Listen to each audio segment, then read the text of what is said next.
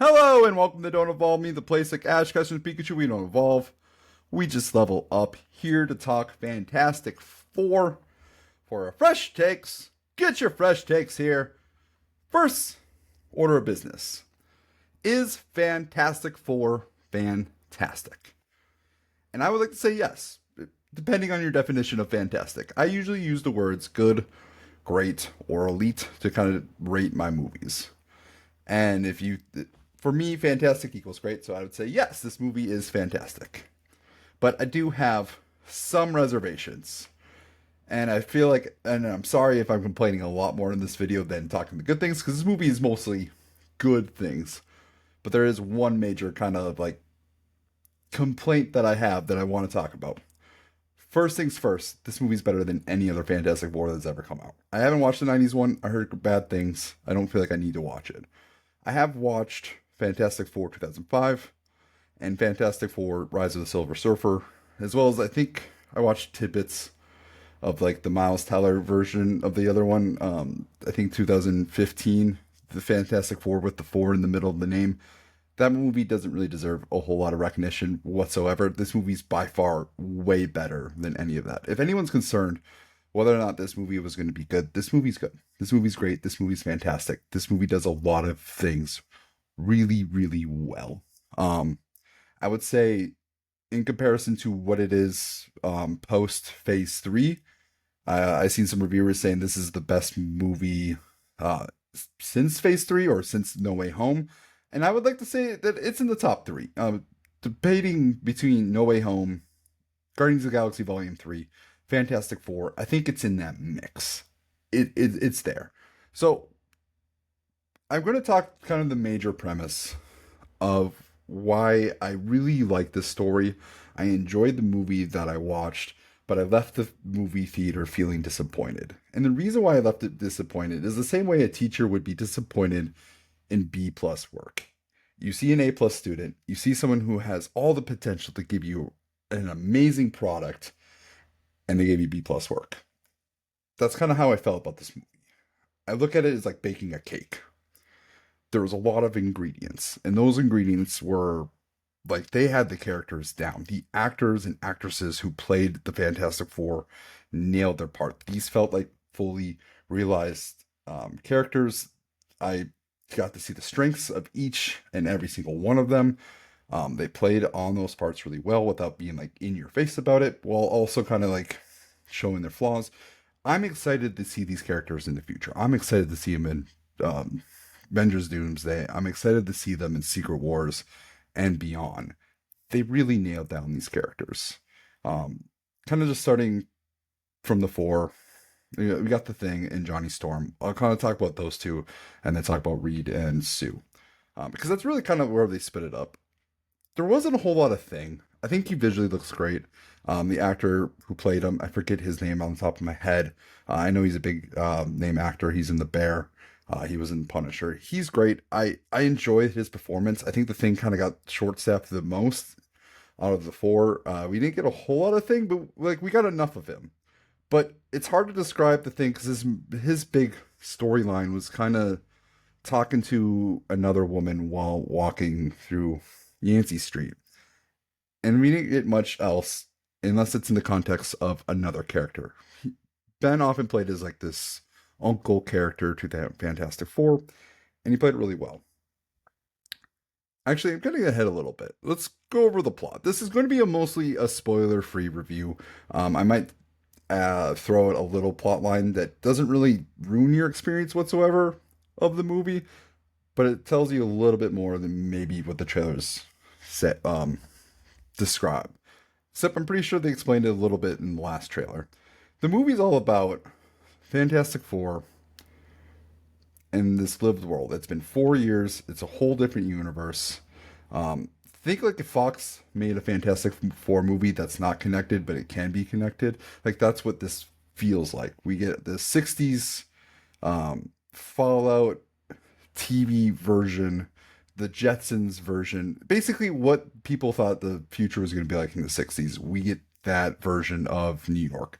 that version of Earth, that version of Marvel. We have a lived-in world where the Fantastic Four, 4 years ago, they went into space. They got some cosmic radiation. They get superpowers, and they become superheroes. And then the whole world kind of just watches them and follows their lead. And that's kind of the dynamic at play. The characters of this world, really, it's just the Fantastic Four, and then the world itself is kind of its own character, which is, I think, for the most part, fine. But this movie does feel, especially in comparison to Superman, empty. There's a lot of times where, like, oh, the world's in peril, but like the characters that are in peril is the world. Like the world itself is a character, and that's kind of the best way I would describe it. This movie goes along where Sue and Reed, they're gonna get Franklin. They're gonna get their baby. They're pregnant, and it's all about them trying to figure out how to make it work. Reed and Sue doing their best to prepare for this child while also dealing with, their lives as the Fantastic Four. And then boom, near halfway through the movie, maybe a little bit before that, Silver Surfer comes saying, "Hey, I'm heralding your doom. Galactus is coming," and then the Fantastic Four has to figure out the way to stop that from happening. And that is mostly the movie. So going back to the characters, we have Johnny and we have the Thing. I really like the relationship between these two. Johnny Storm isn't Chris Evans Johnny Storm. I think Chris Evans plays a lot more interesting of a character, and I think it really works for that movie. Joseph Quinn is not Chris Evans, but he probably plays the most comic accurate version of Johnny Storm, and he plays a character that, like, he shows you why he would be on a spaceship in a mission to space. Like, he shows off his skills. He shows off his intellect while also showing off, why he's this hothead Johnny Storm, why he's this flashy, charismatic character. You get to see both parts. But I really love the relationship between Johnny Storm and Thing. I really like just the back and forth between you two, as well as like Reed Richards as well. Because you get the same rivalry from the 2005 film where they're just going back and forth and they're like, oh man, these guys hate each other. Like, if they didn't get superpowers, they wouldn't be a thing. This movie gives you the same feeling. They're constantly dissing each other, but the moment things go right in their way, they celebrate with each other. And I really love that dynamic because you see it multiple times throughout the film where they're just like, oh, why don't you get this right? Oh, why don't you get this right? Something goes right, like, hey, good job. And I'm like, it just, from like as a male who's trying to have more positive male relationships, like, it's just a cool thing to see in movies because you don't get that so often. So I really like those characters. The stars of this movie, though, the stars of the show is definitely Reed Richards and Sue Storm. Those two are the focal point. This relationship is their focal point. And this is where we get into like spoiler territory because they go get to see Galactus, they see the Silver Surfer, and they're more or less negotiating their lives, negotiating the world. And they get thrown this like ultimatum at them that honestly would ruin most relationships. And you see it at play, and there's moments where they're screaming at each other, where Sue's like, I'm not doing this. I know you're thinking about it. And then Reed's just like, but it's the, and I really love the parallels at play. Those two characters really made this film. The really, like, I can't say much more good things about Pedro Pascal in a daddy role. I cannot. He plays it so well. He is he is this culture's daddy in a really weird. He plays the role too well. Joel Miller, Mandalorian, Oberyn from Game of Thrones, now Reed Richards being the overprotective dad. Did it great. Like, he did great. But I will say the star of the show is Vanessa Kirby. Sue Storm is probably the character that I really love that they just focused in on her. And in the 2005 film, every character has their strengths, but Reed Richards, like, oh, he's the smart man, he's the leader. But in this movie, Reed Richards is all those things in the comics. He is the leader, he is the smart person, but this movie shows you exactly why Vanessa Kirby's Sue Storm is so important. She may not be the intellectual one, but she is the interpersonal relationships. She's, negotiating ways through peace. She's using the foundation, the Future Foundation, her company, and she's talking to other, like she's negotiating peace deals. She's the person that talks. She's a leader in a different sense than Reed Richards, and they really show that into her character. And another thing is, we get we get the strong mother like character in Sue Storm, but it's not overbearing. It's very there's like one scene where you're like, God damn. And I don't think this is really spoilers, but there's like one scene where she's monologuing where she said, I will move heaven and earth for my child. And not that she just said it. When she said it, it was super powerful. But the moment she displayed it, it was even more powerful. And I can't get into it without getting the spoilers. But that moment where I was just like, MVP, most valuable player, most valuable performer, or most valuable character, MVC. Like, goddamn. And it was very inspirational. So getting back to this undercooked cake premise that I kind of threw at you guys, the characters are awesome. And and the writing of this movie is really, really awesome. These characters acted in a way like, hey, if this all powerful being is coming to Earth to destroy Earth, you would imagine the most intellectual, smartest people on that Earth would do whatever to avoid that possibility. And we got to see that play out. We got to see Reed Richards play out many different plans, and a lot of those plans failed for like reasons that weren't necessarily their fault, and you get to see them adapt. And so it was just a really cool finale. Galactus comes and they have to try all these different things and it fails. And you get to eventually see like what happens, obviously. But what I'm trying to highlight is the writing behind it is smart. It's refreshing. It's not just like, oop, coincidence, we saved the day. There is a moment of it, but it's earned. It's an earned moment. So overall, like, this movie's great. The looks of this movie is fantastic. Yes, I'm going to say that a lot. And yes, the pun is intended. This movie looks fantastic. This is probably the greatest looking movie in a while, other than maybe Volume 3 of Guardians of the Galaxy, because that movie looks amazing. That movie is a 5 minus. So, but this movie looks great. There's a moment where Johnny Storm and Silver Surfer, and we've seen this in 2007, Rise of the Silver Surfer, but just there's just moments between them where you see, you know, the hot flames and the chrome, and they're going through space or whatever they're going through, and they're flying. And there's just so many times where I'm like, God, this is so appealing. This is just visually satisfying. Seeing Galactus as a full being, not just a cloud, seeing him in the middle of New York walking, that's a treat. And honestly, all four of these characters, Johnny Storm looks great. The Thing is probably the only one where I'm like, but for the most part, I enjoy what they're going through. I enjoy the looks. And honestly, there was like a little bit of a change with The Thing that I kind of dig. I kind of dig it. The power, Reed Richards when he's stretching looks great. Vanessa Kirby's powers looks great. This movie is a good looking film. Herbie's in it. We didn't really talk about him. He's a character, but he's not like a character.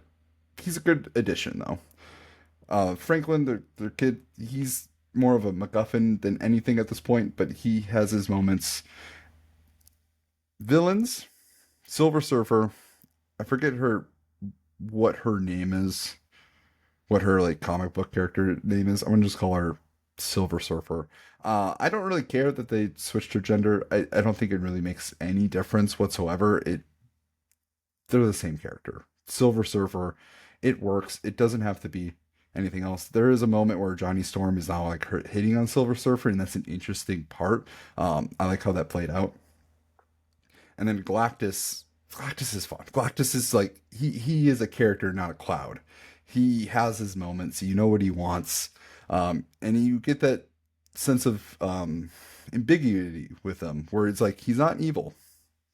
He has a purpose. That purpose is death and destruction, but he has a purpose. And you get to know a little bit of his understandings. If you know the comic books, it makes perfect sense. If you don't know the comic books, you might be confused. but his purpose is stated. All right, let's get back to why I thought this movie was undercooked, and then I'll kind of give it its rating. This movie is two different films in one. And honestly, if you recently watched Fantastic Four from 2005 and then the sequel, this movie is just those two movies combined, ultimately. In the sense that this movie had the task of not just explaining this new 60s world, it has the task of, hey, this is the Fantastic Four. And we didn't get to see the origin story, but we got to see the origin story. It really felt like kind of Incredibles, Watchmen. We got this like montage. We got to see the different villains that defeated, but we didn't really get to see it. This movie doesn't have a whole lot of action in it, other than when the main action arrives. And when it arrives, it looks great, and we get montages of it. We don't get a whole lot of setup. It assumes that we know the origin, and it gives us a little like tidbit of it. And a lot of these characters, we jump into this world when they already are mostly established, which is, it works, it's fine, because every one of these characters have arcs, how small or how big, they're there. But so many times through this film, I'm watching it and I'm like, I don't care about this world as much. Of course, Thunderbolts, showed the Fantastic Four coming through the dimension in the ship, and you're just like, oh, did they lose? And I will say, like, this, it's not what you expect, but it's not like much different than what you expect. Like, it's not like out of the blue, like, oh, I didn't think they would do that. It was like, oh, not what I expected, but okay. Basically, what I'm saying is it's really hard to care about this world because I don't know if we're going to go back to it. And a lot of times, like, they didn't really give us more characters in the world. They just gave us a Fantastic Four. So when that world is in peril, and we have all these Fantastic Four putting their life on the line to save this world, it's hard to care because they didn't properly set it up. And that's more or less where the problem of this movie, is there's just not a whole lot of time to set up something that feels good. This is like one of those. Wow, I'm losing the plot here a little bit. Okay. This movie would be great if this was like a 10 episode series. You keep the production, you keep the quality, and you just stretch it over time where we get to see them going against the smaller villains. We get to see them work as a team. We get to see this world more explored, and we get to realize the differences between what this world is compared to our MCU. What is the difference? What's something unique? We get to see a lot of Latveria. Why is Doom missing? Because we get to see the absence of Doom. We don't get to see Doom, more or less. We don't really get to see him, but we get to see his absence. Why is that there? We get to see Mole Man. There's a moment where he's in the movie, but we don't really get to see the conflict. We hear about the conflict. We see the after of the conflict, but we don't get to see the resolution or how they came to the resolution. It seems like that part was cut. There's other villains that were supposed to be in this movie, but it was cut. And so when I'm watching this film, like, there's so many things that just seem like it's cut, that if we just had more time, this movie could have been amazing.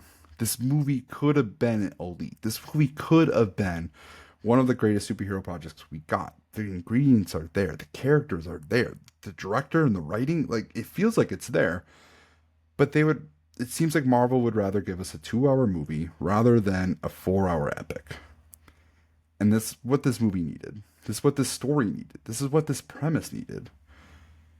I don't think this is what Disney is going for. I think they want an exciting story that gets butts in the seats and then sets up Doomsday. And that's what this movie did. And they played it safe. It's a B+ movie. And so, ultimately, it's a great film. It really is. But it could have been so much more. And so I left the movie feeling just disappointed, being like, there was greatness here. There was possibly the greatest MCU movie here if they let it happen, if they would have broken that 2-hour mold and told us the 3-hour epic that it really should have been. So I'm calling for a director's cut. I want to see a director's cut of this movie. I want to see Mole Man. I want to see the other obscure Fantastic Four villains that they fought before Galactus to really build up this world, to really build interest in a world that is at peril. Because I think that's important. This is a doomsday movie for this world. And I need to feel a little bit more of the doomsday. We touched upon it a little bit. We got to see it, but really, this movie just needed more time to really set that precedent. So, all right, let's get into rating. If you don't know my rating systems, I do it 1 out of 5. I kind of do a tier system, and then I do plus minus if I'm leaning any sort of way. I would say this movie out of 5 is a 4. That's great. Or in this case, fantastic. I think it's in there. I don't know if it's a 4 minus, and when I say 4 minus, I don't know if I'm leaning like, oh, it's just a good film. It's not a 4 plus. It should have been. It should have been at least a 5 minus. But I think at this point, and yes, the pun is intended, I'm giving Fantastic Four a 4. A solid 4. And that's it. All right, Fantastic Four. I'm giving it a 4. It's a great film. What did you think? Let me know in the comments. Fire back at me. Is this the best movie of all time? Is this one of the greatest MCU films? How do you feel about the MCU now moving forward? Did this movie do it for you? I guess I didn't really answer that. For me, I don't know. I don't know. I think I need more. But personally, yeah. Let me know what you think. I'm going to sign off. Thank you for watching. This is your host, Jake Sherbing, signing off. Don't evolve me. And we done.